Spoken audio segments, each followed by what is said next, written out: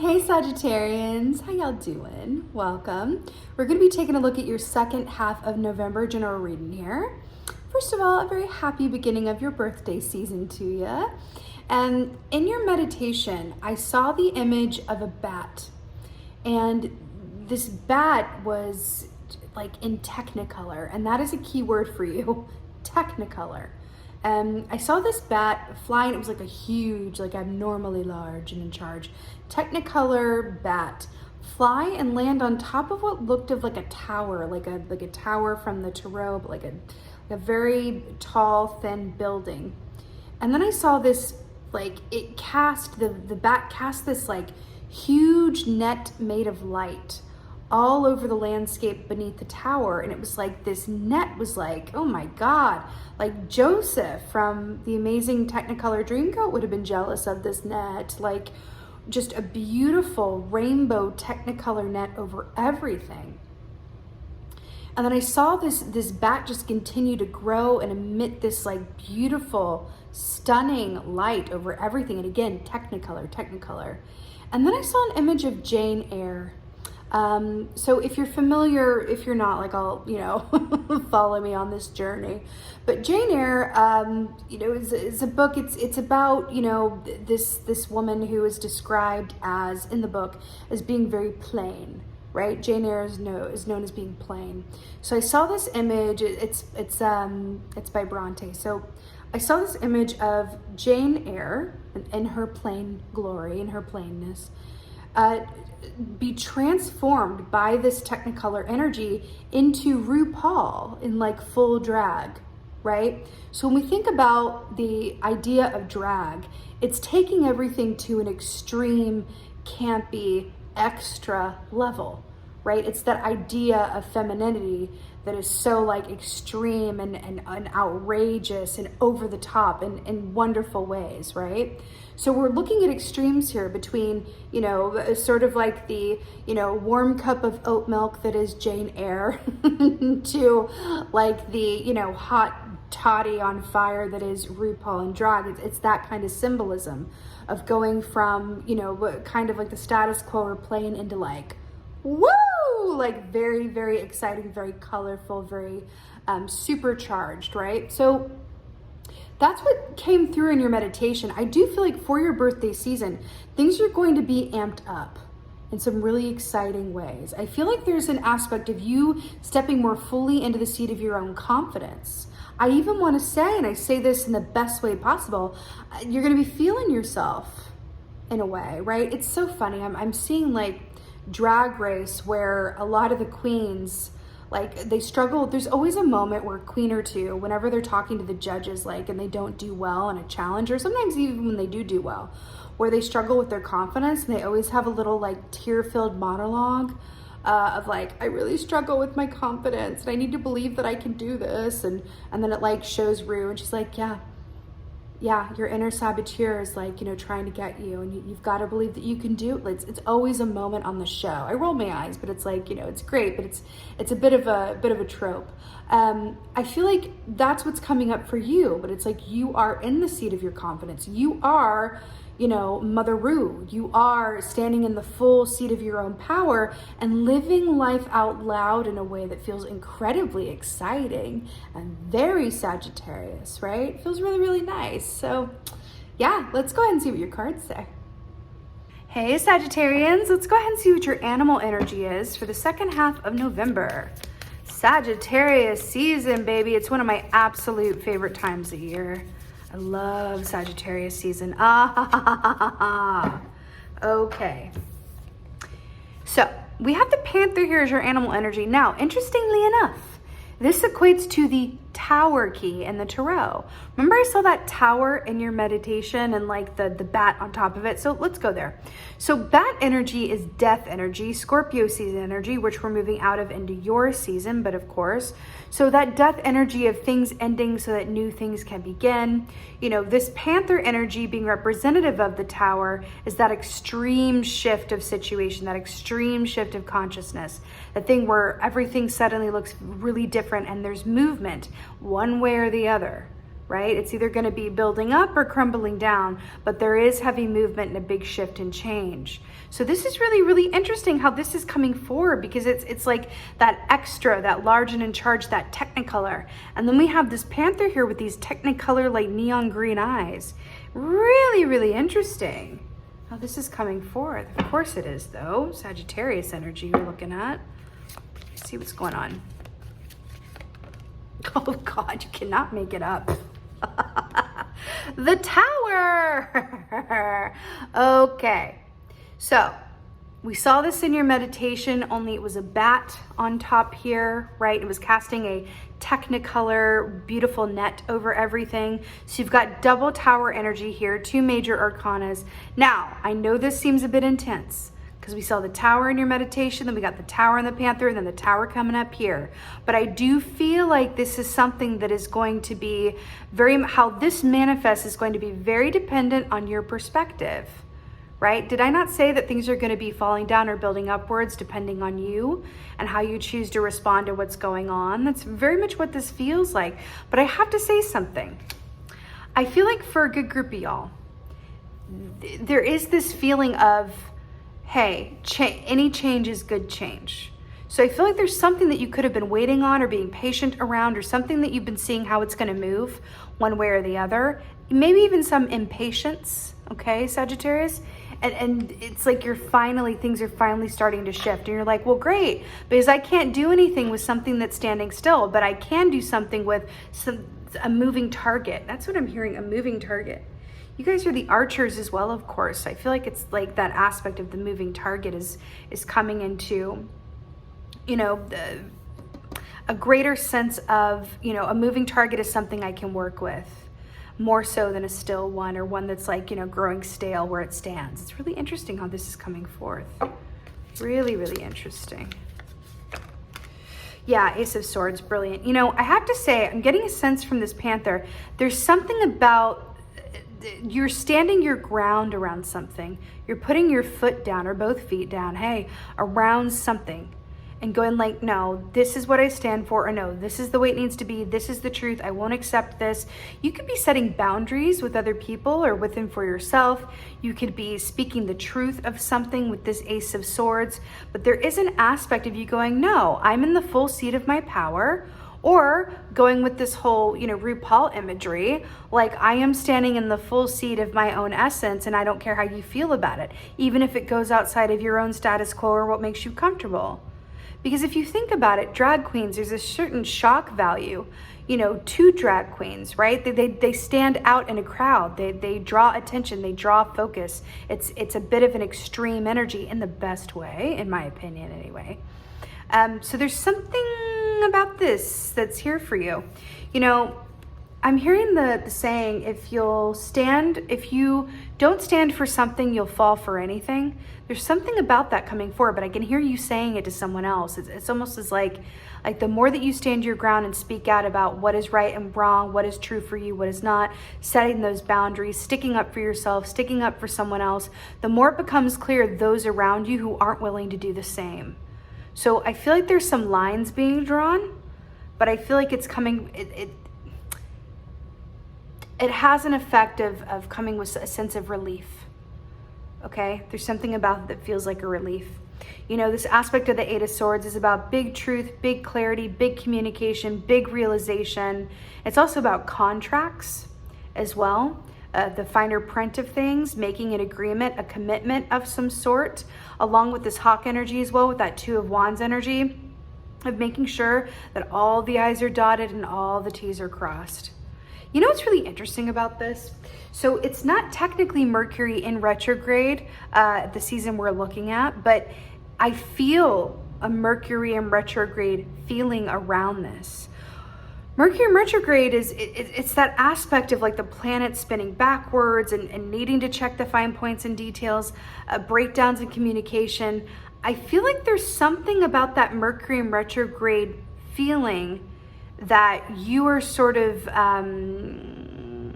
You are involved in the mechanism of it. Like there's something about it that's like, yeah, no, I am willing to turn back the page, to go in reverse, to go back in order to tie up some loose ends or shift something or change an agreement or speak a truth to move it forward. Because this is coming up in your past position here, right? It's like you are willing to be the cause of the tower in whatever way, shape, or form this needs to happen. But it's something like, well, sometimes you got to break things down to build it back up again the right way. That's what I'm hearing, interestingly enough. Oh, I love it. In your third position, you have the Chariot, Cancerian energy. This is assured success, victory, happy, balanced movement forward. I feel like this is also, beautifully reflecting your Sagittarius temperance energy. In the Tarot, there's, the angel with the 1 foot in the water and 1 foot on land, that aspect of like, shift and balance. And so I like that it's coming forward for you in this way with the light and the dark as well. Right? But this is beautiful movement ahead, victory, success, having a lot to celebrate. So I really like this for you because it does feel like there's an aspect of you needing to return to something, a part of the past, or return to a formally agreed upon setting, or return to something. It's like you are choosing to be Mercury in retrograde and going and editing things or changing things or seeing to things that is all moving you towards a place where everything is out in the open, everyone is on the same page, and there is clarity, right? Answers that come from questions, which leads you to full speed ahead. But it feels like you're being asked to like Mercury retrograde in some way and see to some things and clean some things up and shift some things so that you can move forward unencumbered. But the fact that you're willing to do this, because that's what this feels like. It feels like you are the magician and you are saying, I'm choosing to do this, right? It feels like you are having a master hand in your own fate, which is brilliant because it also makes me think of the bat energy of death, of things ending so that something new can emerge, right? It's like, it's beautiful. Also, that bat being on top of the tower and throwing that Technicolor net over everything, it really feels like you are coming into a source of your own power where it just feels like, you know what?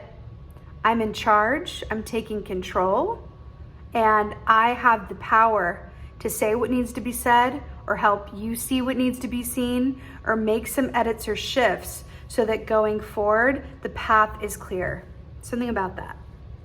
Let's get some advice. Ooh. Oh, I love it so much. Your advice is the Ace of Cups. I'm so here for this. Ace of Cups. Oh, okay. So Ace of Cups is about big love, but it's also about big intuitive insights. It's about self-love, self-nourishment, self-care, fertility.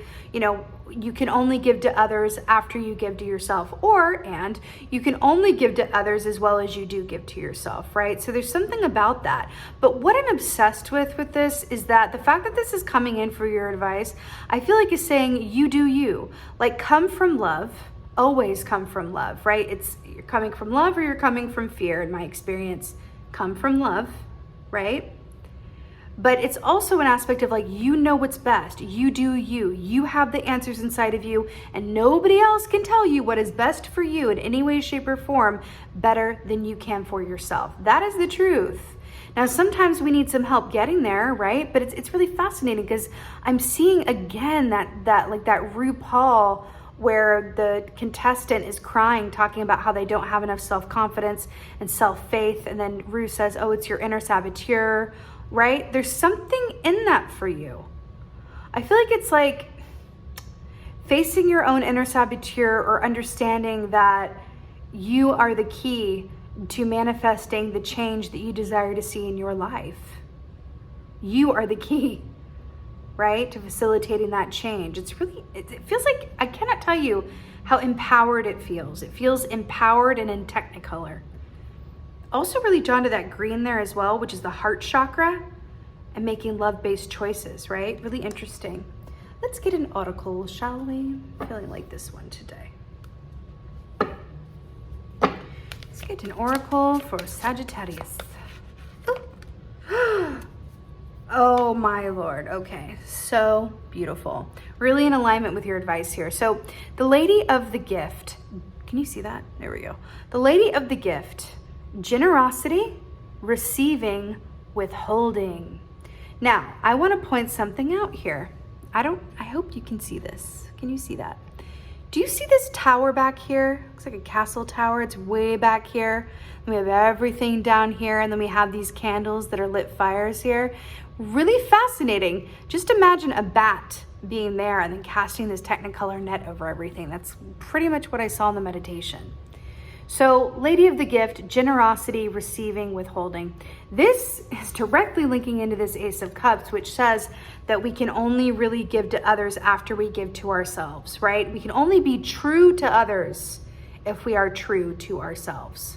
There's something in that about shining a light on you, what happens in the inner workings of your own heart, of your own morality, right? There's something about you examining your own belief systems or what you stand for, what you know to be true, setting boundaries, going to the forefront and expressing that truthfully. There's something about that, or really stepping into the seat of your voice from a place of love. Because when you have two aces here, which are about new starts, new beginnings, right? Ace of Swords, Ace of Cups. When you have these two working together, when you have clarity, right, and purpose aligning with self-love and love-based choices, this is a dynamic duo, right? Also, this is a bit of a masculine energy and this is a feminine energy, right? So there is this aspect of give and take and receiving as well. And then we have the Lady of the Gift, generosity, receiving, withholding. You know, I feel like there's going to be an aspect of it, because the Lady of the Gift is also about really observing and being willing to see what areas of your life or people in your life are you giving to but not getting back from. Or reverse, what are you getting but not necessarily giving in return? This is a call for you to really take a good look at what people, places, and things or aspects of yourself are not reciprocal, right? Because true reciprocity, like to truly be in balance, we have to learn how to give and we have to learn how to receive. In my experience, oftentimes we're usually better at one than the other, and it's usually based on our childhood. Like, for example, I'm really good at giving. I am a giver, and I have been ever since I was very young. A little bit of a personal note for the sake of the example. I learned from a very young age that what I could do for people granted me a lot of what I wanted. So I tied up my self-worth and what I could do for others, right? I found that I got the best, feedback from when I did something well, when I did something for someone else, when I was of service to someone else, right?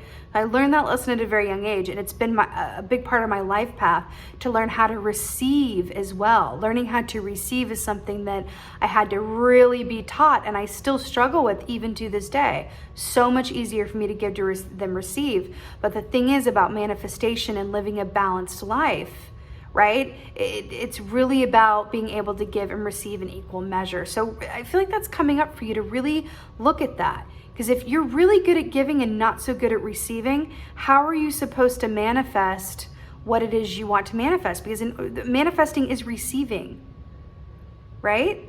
Think about that. If you're having trouble manifesting, or if you're struggling with some manifestation, think about how great you are or what you could work on around receiving. Really think about that. Back to that Ace of Cups. How do you receive? What do you do within for yourself? Or adversely, how much do you give to others versus what you give to yourself, right? It's really being called into question. And I feel like with this Panther energy here, all of this has the potential to really shift your path forward in a really pronounced way. Chariot energy, Cancer energy, right? Also, the fact that we have the Ace of Cups here, which represents summertime, and then we have Chariot here, which is Cancer energy, also summertime.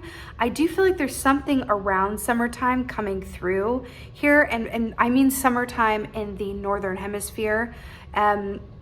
So it'll be reversed if you're in the Southern Hemisphere, of course, you'll be looking at winter, but for the summertime in the Northern Hemisphere, I feel like taking an aspect of this literally, where there's something coming through during that time that wants to come to you, So really work on that receiving for some of y'all. It feels like this is going to shift things in a really pronounced way and create a whole new dichotomy from which you can, you know, work and live and experience life in new, profound ways that are separate from old patterns and, you know, but old lessons that you're ready to move on from, right? But it feels really nice, Sagittarius. It does feel significant. It does feel like this is going to be a significant birthday season for you. But again, it does feel like it's one of those things where you are the one who casts the panther in this role. You are the one who's having, none of this is happening at you. I feel very much like you are the one dictating this road, and that feels incredibly good. Very, very good. Again, it's that moving target, right? With that flying hawk, it's that moving target. You can work with that. It's really nice. So with that being said, Sagittarians, I so hope that this helps and resonates. If so, please let me know in the comments below. I love reading your comments. Also, a bit of YouTube drama. YouTube is unsubscribing people from my channel if they don't like the video or comment or show that they're interacting in some way outside of just watching it. So I don't know why. There's not much we can do about it except comment and like if you want to stay subscribed. I'd so appreciate that. Another reminder that my Be Your Own Intuitive membership waitlist is open. The link is in the description box below. And just thank you. Thank you so, so much for being here. And as always, and most of all, beautiful Sagittarians, thank you for being you, and be well. Until next time.